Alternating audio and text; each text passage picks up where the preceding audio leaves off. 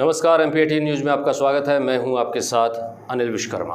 बड़ी खबर में मैं आपके साथ एक खास मैटर पर डिस्कस कर रहा हूं जो पूरे देश में छाया हुआ है। वो है एलोपैथी और आयुर्वेदिक की जो लड़ाई चल रही है। और इसमें सीधे तौर पर देखा जाए तो बाबा रामदेव इनका नाम सामने आ रहा है। बाबा रामदेव के एक छोटे से बयान ने पूरी स्थिति बदल दी।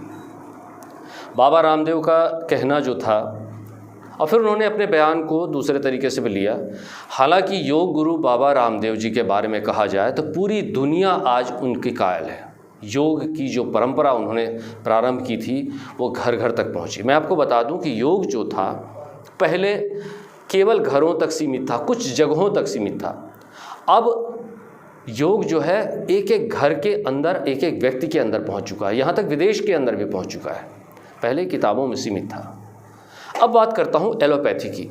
एलोपैथी ऐसी दवाएं हैं जो धीरे धीरे वैज्ञानिकों की ट्रिपल ट्राइड पराकाष्ठा पर परखी गई हैं और आगे आकर हमको मिलती चली जा रही हैं। हर दिन एक नया रोग पैदा हो रहा है और उस रोग के प्रतिरोध में हमने दवाई बनानी शुरू की। विज्ञान ने इतनी प्रगति की है और उसी को हम एलोपैथी कहते हैं। दवाओं के बारे में जितना भी हमारा विज्ञान है, जितना भी हमारा नॉलेज है, वो अभी इनिशियल स्टेज पर है।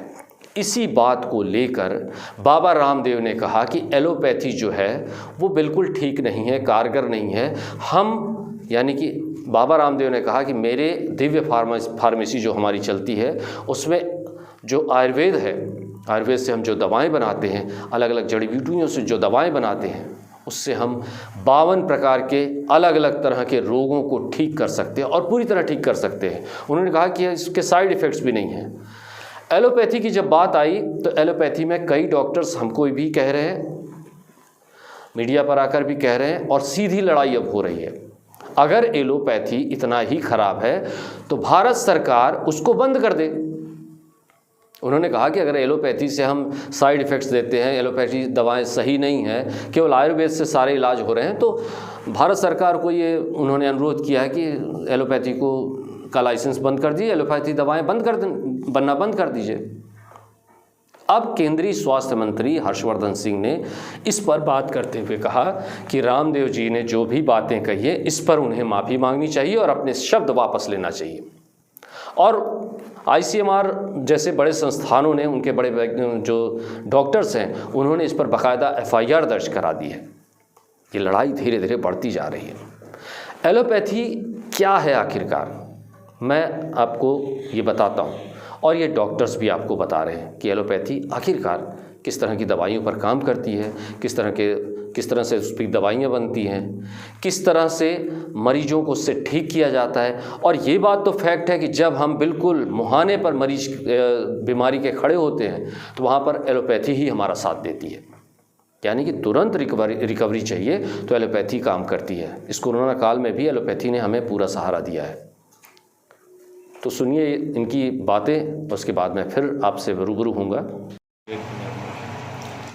सर्वप्रथम तो ये है कि आयुर्वेद चिकित्सा पद्धति होने के साथ साथ एक जीवन जीने का एक तरीका भी है, जिसमें सर्वप्रथम ये देखा जाता है कि रोग हो ही ना, और इन केस अगर रोग हो जाता है तो उसका सम्यक चिकित्सा की व्यवस्था है।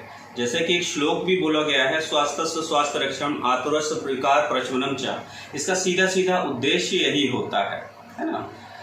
आयुर्वेद किस प्रकार से काम करता है, तो आयुर्वेद पंचमहाभूत के स्तर पे, त्रिदोष के स्तर पे, व्यक्तिगत चिकित्सा पे ज़्यादा ध्यान देता है कि जिस रुग्ण में, जिस रोगी में जो समस्याएं हैं उन समस्याओं को उनके महाभूत के स्तर पे, त्रिदोष के स्तर पे ठीक करने का इसमें व्यवस्था रहता है ना।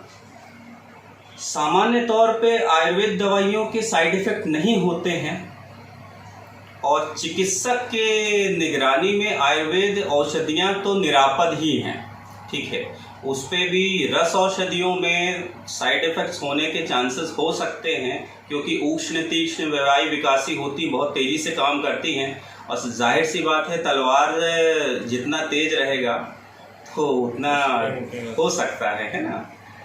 कोरोना काल में आयुष मंत्रालय ने गाइडलाइंस जारी करी हैं, जैसे कि ये गाइडलाइन फॉर कोविड है ना, और इसमें आयुष मंत्रालय ने mild to moderate to severe cases और पोस्ट कोविड मैनेजमेंट का भी व्यवस्था किया है ना। और इस गाइडलाइंस के तहत काफ़ी सारी दवाइयां हैं जो कि आयुर्वेद में जो शास्त्रोक्त औषधियाँ हैं रिकमेंड करी है आयुष मंत्रालय ने, और काफ़ी प्रभावी भी हैं। व्यक्तिगत स्तर पे मैंने काफ़ी पोस्ट कोविड मरीजों का मैनेजमेंट किया है और वे लोग काफ़ी स्वस्थ हैं और पहले से उनमें काफ़ी सुधार आया है और उनका एक कहना चाहिए लाइफस्टाइल जो है वो एनहेंस हुआ है आयुर्वेद मेडिसिन से, है ना। तो ये तो है।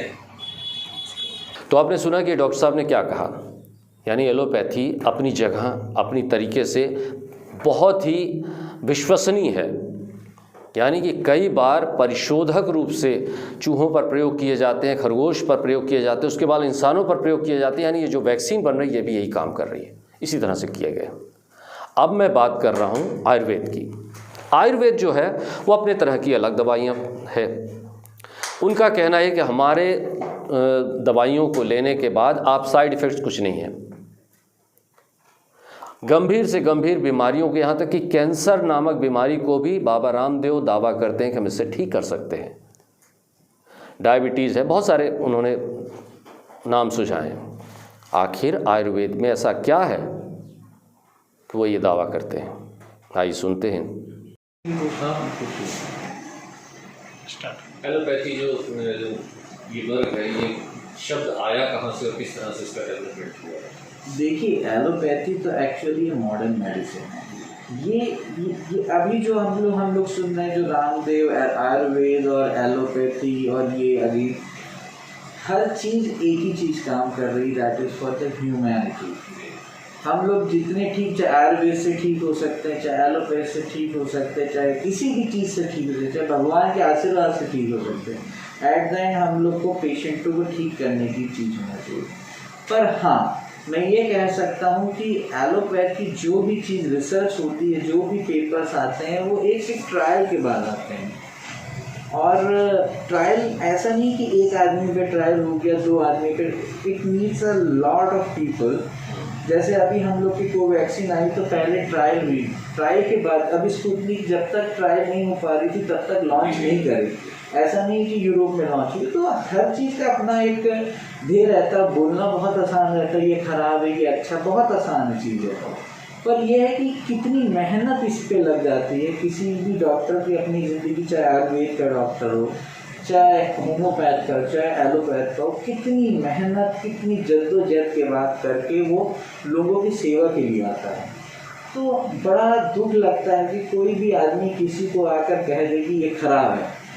कहना बहुत आसान है और उसके लिए इतनी परिश्रम और कितना समय लग जाता है एक इंसान को, मतलब बहुत ज़्यादा समय लग जाता है। मुझे लगता है बहुत दुख कि हम कहें कि आयुर्वेद ख़राब है, कैसे हो सकता खराब? अपनी जगह सब सही, कैसे हो सकता? बिल्कुल अपनी जगह, बिल्कुल हर चीज़ बिल्कुल सही है। हाँ, वो चीज़ गलत है जहाँ ट्रायल नहीं हो रहा, जो अंधविश्वास है, हमें उसके बारे में पता नहीं और बोल दें कि हाँ ये चीज़ हो रही है, चूरन खाने से आदमी ठीक। एटलीस्ट अगर उसका भी ट्रायल, उसकी भी स्टडी, उसके भी हम लोग के पास पी वैल्यूज़ है, मैट्रिक्स है, सब कुछ है, तो वो भी सही है। ऐसा नहीं कि पतंजलि या कोई बैद्यनाथ और कोई भी दवा खराब गलत आ रही है, वो भी ट्रायल्स के बाद आ रही है। पर ये है, दुख होता है कि कोई भी किसी की मेहनत को कहने में इतनी आसानी से कि इतने लोगों की मृत्यु हो गई, कितने डॉक्टर इसी कारण अपनी लाइफ लगाए हुए हैं। हाँ, कुछ लोग नहीं रहे हमारे बीच में, वो बहुत दुर्भाग्यपूर्ण हैं, चाहे कुछ हो जाए। तो ओवरऑल यही मैं कहना चाहता हूँ कि हम जो भी कर रहे हैं सब ह्यूमैनिटी के लिए कर रहे हैं, देशवासियों के लिए कर रहे हैं, कोई ख़राब नहीं है। बस कहने से परहेज रखें कि किसी की बात सुन के लिए कोई भी कह दिया कि एलोपैथ ख़राब है तो ख़राब है, नहीं।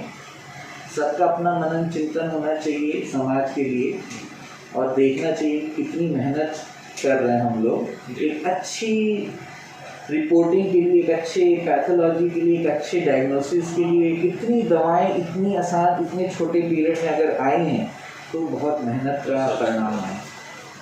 ठीक है सर, नमस्कार। तो आपने सुना कि आयुर्वेदिक डॉक्टर भी इस तरह की बातें कर रहे हैं। अब मैं आपसे ये बताना चाह रहा हूँ कि एलोपैथी हो, आयुर्वेदिक हो, होम्योपैथी हो, ये जो चीज़ें हैं मानव शरीर को आवश्यकता पड़ने पर उसके शरीर के हिसाब से, उसके रोग के हिसाब से ये दवाएं दी जाती हैं। जहाँ एलोपैथी दावा करता है कि हम रोगों को तुरंत ठीक करते हैं, वहीं आयुर्वेद दावा करता है कि हम रोगों को जड़ से निकालते हैं, और वहीं होम्योपैथी दावा करता है कि हम जो भी दवाएं देते हैं वो उनके ब्लड में जाकर घुलती हैं और ब्लड से सर्कुलेट होकर पूरी बॉडी में जाती हैं और उनको ठीक करती है। यानी तीनों पैथी अपनी अपनी तरह अलग अलग दवाएं पेश करते हैं। मेरा जो मानना ये है, इन लोगों की बातें सुनकर और देश में फैला जो है, पहली बात तो बयानबाजी से हर एक को बचना चाहिए, चाहे वो बाबा रामदेव हो चाहे कोई भी हो, बयानबाजी से हर एक को बचना चाहिए। आप अपनी पैथी जो भी आप यूज़ कर रहे हैं उसे जिन पर कारगर बताना है और वो करते रहिए। जो आपके पास जिस ढंग से आ रहे हैं आप उनका इलाज करते रहिए, पर किसी दूसरे पर आक्षेप लगाना, वो भी बिना आधार के, क्योंकि आप कोई डॉक्टर नहीं हैं। मैं बाबा रामदेव जी से कहना चाह रहा हूँ कि आप कोई डॉक्टर नहीं हैं, आप कोई MBBS डॉक्टर नहीं हैं, क्योंकि चाहे आयुर्वेद का डॉक्टर हो, चाहे MBBS डॉक्टर हो या फिर होम्योपैथी का डॉक्टर हो, तीनों ने अपनी पढ़ाई की है, तीनों ने दवाओं के बारे में रिसर्च किया है, तीनों ने रिसर्च की हुई किताबें पढ़ी हैं, तीनों दवाइयों के एक एक कंटेंट के बारे में जानते हैं, उसके बाद वो बात करते हैं। और आप केवल योग कराते हैं, कुछ दवाओं के बारे में जानते हैं, पर इससे आप डॉक्टर नहीं हो जाते। तो मेरा ये सबसे अनुरोध है कि जो भी लोग सोशल मीडिया पर अपनी बात रखते हैं, बयानबाजी से बचिए। अपनी जो भी चीज़ें हैं उनको सोशल मीडिया में डालिए, पर अपने पक्ष की तरह दूसरे पक्ष को नज़रअंदाज करते हुए नहीं। आज के लिए इतना ही, फिर मिलेंगे नई खबर, नए चैनल, नए वक्तव्य के साथ। तब तक के लिए अनुमति दीजिए। नमस्कार।